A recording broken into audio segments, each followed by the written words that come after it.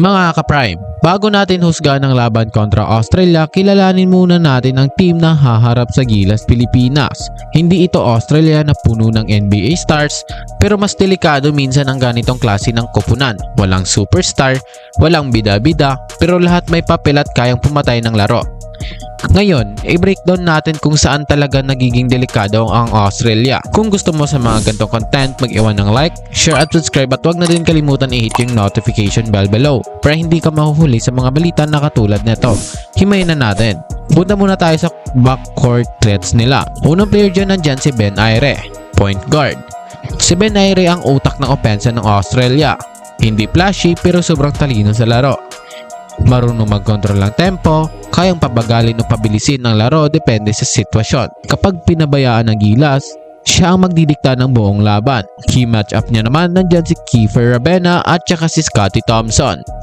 Importante lang huwag siyang hayaang maging komportable. Pangalawang player nandyan si Dash Daniel na combo guard. Si Dash Daniel ang energy spark ng team. Bata, athletic, fearless. Diretso sa atake kahit may kontak. Kayang magbago ng momentum ng laro. Ito ang klase ng guard na kapag uminit, sunod-sunod ang puntos. Yung matchup niya naman nandyan si Dwight Ramos at saka si CJ Perez. Pangatlong player dyan nandyan si Amos Glover. Veteran guard nila mga ka-Prime. Kung composure ang usapan, Amos Glover na yan.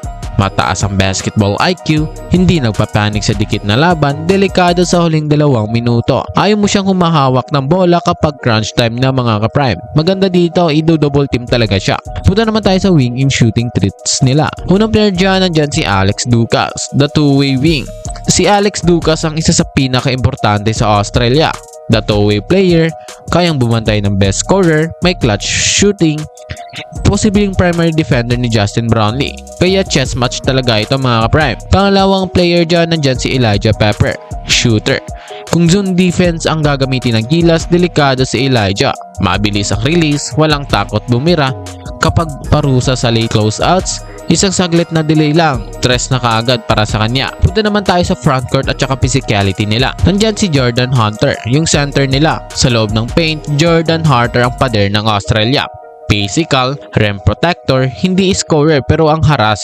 Papahirapan niya talaga si Kai Sotto sa bawat galaw. Punta naman tayo kay Nick Kai, veteran big nila mga ka-Prime. Si Nick Kai ang pinakatahimik pero sobrang epektibo sa loob ng court. International experience, may tira sa labas, laging nasa tamang pwesto. Yung matchup niya naman, Junmar Fajardo. Tamang-tama to sila mga ka-Prime dahil malakas dun sa physicality nito si Junmar. At saka yung IQ battle, hindi lang lakasan talaga. Punta naman tayo sa huling player natin. Ito si Keno Pender at si Jack White, energy forwards.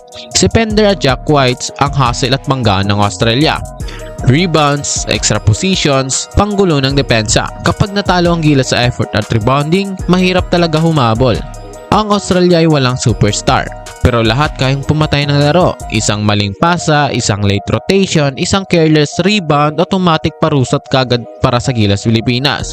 Ang tanong ng karamihan, may chance ba talaga ang Gilas para manalo sa Australia? Meron talaga mga ka-Prime kung ma-maximize nila ang height ni Kai Sotto, physicality ni Junmar Fajardo, clutch ni Justin Brownlee, energy ng guards at home ground. Kapag ito na-click lahat, posible talaga ang malaking upset. Ito ang Australian national team na haharap sa Gilas Pilipinas. Hindi madali, pero hindi imposible. Ikaw, sino ang pinakadelikadong player para sa Gilas? Like, share at subscribe. This is your Prime Sports, Gilas Pilipinas Puso.